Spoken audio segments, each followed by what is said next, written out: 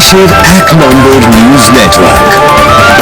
আর আপনারা দেখছেন TV9 বাংলা, প্রথম থেকেই প্রথমে।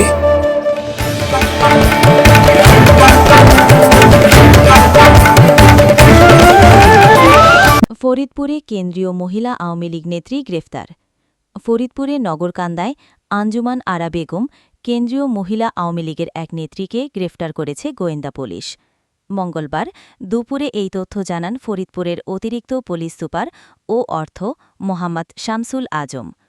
এর আগে সোমবার ২৮ জুলাই বিকেল ৬টার দিকে নগরকান্দা উপজেলা সদরের সরকারি কলেজ রোড সংলগ্ন নিজ বাসা থেকে তাকে গ্রেফতার করা হয়। আঞ্জুমান আরা বেগম কেন্দ্রীয় মহিলা আওয়ামী লীগের সদস্য ও ফরিদপুর জেলা মহিলা আওয়ামী লীগের সহসভাপতি ও ফরিদপুর জেলা পরিষদের সাবেক সদস্য ছিলেন। আঞ্জুমান আরা নগরকান্দার সাগলদিয়া গ্রামের মৃত আব্দুস শামাম মাতুব্বরের মেয়ে।